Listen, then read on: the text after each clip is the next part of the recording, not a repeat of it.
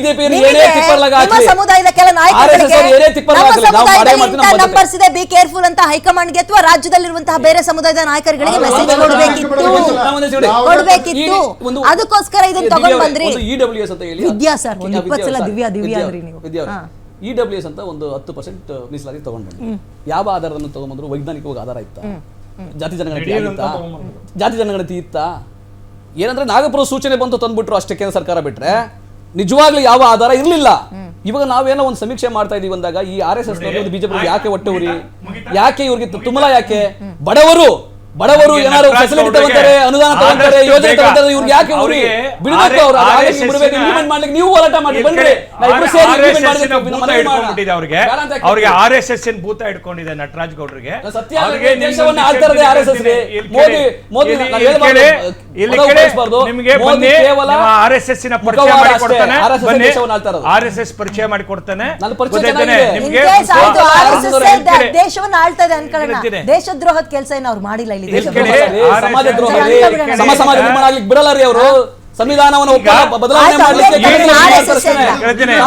ಸಂವಿಧಾನವನ್ನ ಬದಲಾವಣೆ ಒಳ್ಳೆ ಮಾತು ಹೇಳಿದ್ರೆ 1 ಗಂಟೆ ಒಳಗಡೆ ಒಳ್ಳೆ ಮಾತು ಉಳಿಸಿದೆ.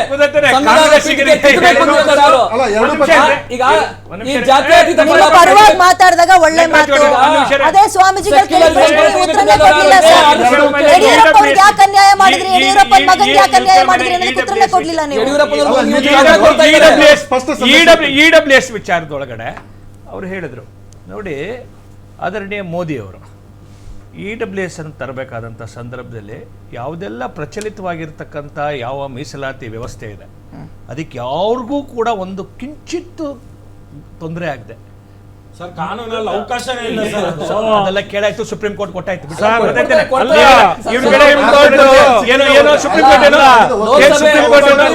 ಏನಾಯ್ತು? ಆಯೋಗ ಯಾವ್ದೋ ಶಿಫಾರಸು ಇಲ್ದಿರಾ ನೀವು ಸುಪ್ರೀಂ ಕೋರ್ಟ್ ವಿರುದ್ಧ ಮಾತಾಡ್ತಿದ್ರ? ಸುಪ್ರೀಂ ಕೋರ್ಟ್ ವಿರುದ್ಧ ಮಾತಾಡ್ತಾ ಇದ್ರ? ವಿರುದ್ಧ ಅಲ್ಲ, ಈಗ EWS ಕೊಟ್ಟಿ ತಪ್ಪ ನಿಮ್ ಲೆಕ್ಕದಲ್ಲಿ? ಸುಪ್ರೀಂ ಕೋರ್ಟ್ ಕಿಂತ ದೊಡ್ಡ ಪ್ರದೀಪ್ ಅವರೇ, ಜಾತಿ ಗಂಟಲ್ಲಿ ಕೇಂದ್ರ ಸರ್ಕಾರ ಆಗಲಿ ರಾಜ್ಯ ಸರ್ಕಾರ ಆಗಲಿ ನಾವು ಕೇಳೋದು ಇಷ್ಟೇ. ಇನ್ನು ಮುಂದೆ ಕಾಲಮಲ್ಲಿ ಫಸ್ಟ್ ಕಾಲಮಲ್ಲಿ ಹಿಂದೂ ಅಂತ ಹಾಕ್ತೀವಿ, ಎರಡನೇ ಕಾಲಮದಲ್ಲಿ ಜಾತಿ ಬಂದಾಗ ವೀರಶೈವ ಲಿಂಗಾಯತ ಅಂತ ಹಾಕ್ತೀವಿ. ಅಲ್ಲಿ ಉಪಜಾತಿ ಬಂದಾಗ ಆ ಉಪ ಪಂಗಡಗಳು ಇದಾವೆ, ಆ ಕಾಯಕ ಮುಖಾಂತರ ಬಂದಂಥದ್ದು.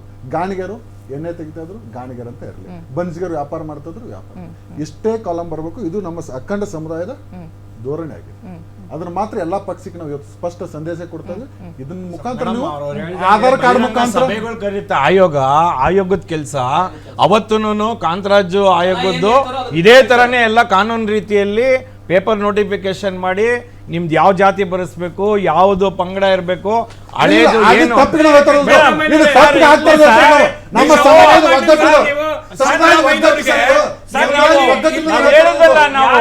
ಇವಾಗ ನಾವು ಸಿದ್ದರಾಮಯ್ಯನವ್ರ ವಿರುದ್ಧ ಇಡೀ ರಾಜ್ಯದಲ್ಲಿ ಹೋರಾಟವನ್ನು ಮಾಡಿದೀವಿ.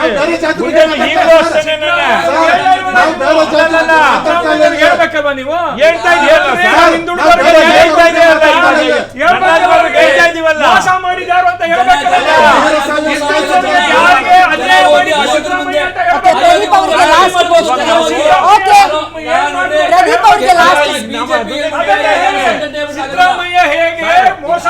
ಅದಕ್ಕೆ ನಟರಾಜ್ ಗೌಡ್ರಿಗೆ ನೇರವಾಗಿ ಅವ್ರ ಪರವಾಗಿ ನಟರಾಜ್ ಗೌಡ್ರು ಕೇಳ್ತಾ ಇದೀವಿ, ದತ್ತಾಂಶ ಏನ್ 54 ಅಂಶ ಇದೆ ಅದನ್ನ ಈಗ ಬಿಡುಗಡೆ ಮಾಡಿ. ಯಾರು ಬೇಕಾದ್ರೂ ಆಯೋಗದ ಮುಂದೆ ಹೋಗಿ ಮನವಿ ಮಾಡಬಹುದು. ಅಲ್ಲ ಸಾಮಾನ್ಯರಿಗೆ ಇವಾಗ ಪ್ರದೀಪ್ ಬಾಕಿ ಇರೋದು ಬಿಟ್ಟಿದ್ದೀರಾ,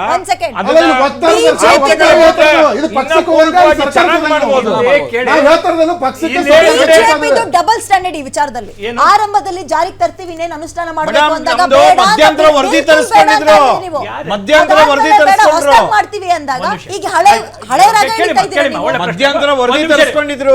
ಒಳ್ಳೆ ಪ್ರಶ್ನೆ ಕೇಳಿದ್ರೆ, ಬಿಜೆಪಿ ವೈಜ್ಞಾನಿಕವಾಗಿ ಆಗಬೇಕು ಅಂತ ಒತ್ತಾಯ ಮಾಡ್ತು. ನಾವು ಯಾವತ್ತೂ ಕೂಡ ಇದನ್ನು ವರದಿ ಇದನ್ನು ನಮ್ಗೇನು ಬೇಕಾಗಿರ್ತಕ್ಕಂಥದ್ದು, ಈಗ ಇವರೆಲ್ಲ ಪಾಪ ಇಶ್ಯೂಸನ್ನು ರೈಸ್ ಮಾಡ್ತಾ ಇದ್ದಾರೆ, ಇಶ್ಯೂಸನ್ನು ರೈಸ್ ಮಾಡ್ತಾ ಇದ್ದಾರೆ. ನಮ್ಮ ವೀರಶೈವ ಸಮುದಾಯವನ್ನು ಸಣ್ಣದಾಗಿ ಒಡೆದಾಕಿ ಅವರು ನಮ್ಮ ಸರಿಯಾದ ರೀತಿ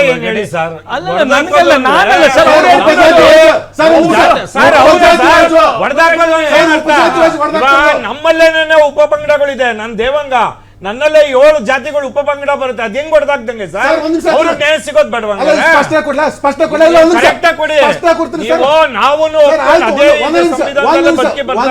ಒಂದ್ ನಿಮಿಷ. ವೀರಶೈವ ಲಿಂಗಾಯತ ಸಮುದಾಯದಲ್ಲಿ ಲಿಂಗಾಯತನ ತೆಗೆದಾಕಿಬಿಟ್ಟು ಹಿಂದೂ ಸಾದ್ರು, ಹಿಂದೂ ಎಷ್ಟು ಬೇಕಾಗಿಲ್ಲ, ಇಡೀ ಸಮುದಾಯ ಚೆಕ್ ಮಾಡಿ ಸರ್. ಸರ್ 18 ಉಪಪಂಗಡಗಳು ನಮ್ದು ಸುಳ್ಳು ಸರ್ಟಿಫಿಕೇಟ್ ತಗೊಂಡು ಕೆಲವರು ಉಪಯೋಗ ಮಾಡ್ತಾ ಇದ್ದಾರೆ. ತಪ್ಪು ಸರ್. ಇಡೀ ಸಮುದಾಯ ಮಾತಾಡ್ತದೆ, ನಮ್ದು ಇಡೀ ಸಮುದಾಯ ಮಾತಾಡ್ತಾ ಇದೆ. ಮಠಾಧೀಶರು ಮಾತಾಡ್ತಾರೆ. ಓಕೆ ಸರ್ ಸರ್ ಕಂಪ್ಲೇಂಟ್ ಎಲ್ಲ ಇವತ್ತು ಆಗಿರೋದು. ಕಾರ್ಯಕ್ರಮದ ಮುಗಿಸೋಣ. ಓಕೆ ಸರ್, ಮುಂದೆ ಹೋಗ್ತಾರೆ ಯಾರು ಬೇಕು. ಅಲ್ಲ ಅದೇ ಕಾರಣಕ್ಕೆ ಆಗ್ತಾರೆ. ಯಾರು ಬೇಕಾದ್ರೂ ನಾಸ್ತಿಕ ಆಗ್ಬೋದು, ಯಾರು ಬೇಕಾದ್ರೂ ಆಸ್ತಿಕ ಆಗ್ಬೋದು, ಯಾರು ಯಾವ ಧರ್ಮದ ಓಕೆ, ಕಾರ್ಯಕ್ರಮ ಮುಗಿಸೋಣ. Thank you so much. ಸುಮಾರು 30 ವರ್ಷಗಳ ನಂತರ ಪಂಚಪೀಠಾಧೀಶ್ವರರೆಲ್ಲರೂ ಇಷ್ಟೊಂದು ಸ್ಪಷ್ಟ, ಬಹಳ ಶಾಂತವಾಗಿ ನೆಮ್ಮದಿಯಾಗಿ ಪರಸ್ಪರ ಕಾಯಕ ಸಮಾಜಗಳು ಎಲ್ಲ ಒಂದಾಗಿ ಒಂದು ಹಿಂದೂ ಸಮಾಜದ ರೂಪದಲ್ಲಿ ಎಷ್ಟು ಸಂತೋಷವಾಗಿ ಬಾಳಿ ಬದುಕ್ತಂತ ಈ ಬಸವಣ್ಣರ ತತ್ವ, ಎಲ್ಲರ ಶಂಕರರ ತತ್ವ, ಮಧ್ವರ ತತ್ವದ ಆಧಾರದಲ್ಲಿ ನಡೀತಾ ಇರೋದನ್ನ ಹಾಳು ಮಾಡಿ ಸ್ವಾರ್ಥಕ್ಕೋಸ್ಕರ ಇದ್ದಂತ ಬಸವ ತತ್ವವನ್ನ ಪಾಲಿಸ್ಕೊಂಡು ಒಂದ್ second sir. Okay okay okay okay sir, ಮುಗಿಸೋಣ. Okay okay. ಇದೀಗ ಮಹೇಶ್ ಸರ್ ಹೇಳಿದ್ರು ಬಸವ ತತ್ವವನ್ನ ನುಚ್ಚು ನೂರು ಮಾಡ್ತು ಕಾಂಗ್ರೆಸ್ ಅಂತ. ಅದೇ ಬಸವ ತತ್ವವನ್ನ ಪಾಲಿಸ್ಕೊಂಡು ಬಂದ ಸಮುದಾಯದ ಲೀಡರ್ನ ನೀವು ಯಾವ ಹಂತಕ್ಕೆ ತಂದಿದ್ದೀರಿ ಅಂತ ಗೊತ್ತು ಸರ್. ಅಂಡ್ ಈಗ 30 ವರ್ಷಗಳ ನಂತರ ಪಂಚಪೀಠಾಧೀಶ್ವರರೆಲ್ಲರೂ ಕೂಡ ಒಂದು ಶೃಂಗಸಭೆ ಅಂತ ಮಾಡ್ತಾ ಇದ್ದಾರೆ. ಅವರ ನೋವು, ಅಸಮಾಧಾನ, ಸಮುದಾಯಕ್ಕೆ ಅನ್ಯಾಯವಾಗ್ತಾ ಇದೆ ಒಂದು ಪಕ್ಷದಲ್ಲಿ, ಮತ್ತೊಂದು ಪಕ್ಷದಲ್ಲಿ ಸಮುದಾಯದ ನಾಯಕರನ್ನ ಕಡೆಗಣಿಸಿದ್ದಾರೆ, ಕಣ್ಣೀರು ಹಾಕಿಸ್ಬಿಟ್ಟಿದ್ದಾರೆ ಅಂತ. ಇವತ್ತಿನ ಸಭೆಯಲ್ಲಿ ಇನ್ನೇನೇನು ಚರ್ಚೆ ಆಗುತ್ತೆ ಕಾದು ನೋಡೋಣ ಅಂತ ಹೇಳ್ತಾ ಇದಾಗಿತ್ತು ಇವತ್ತಿನ ವಿಶೇಷ. ನೋಡ್ತಾರೆ ಗ್ಯಾರಂಟಿ ನ್ಯೂಸ್, ದಿಖಚಿತ ನ್ಯಾಯ ನಿಶ್ಚಿತ. Thank you.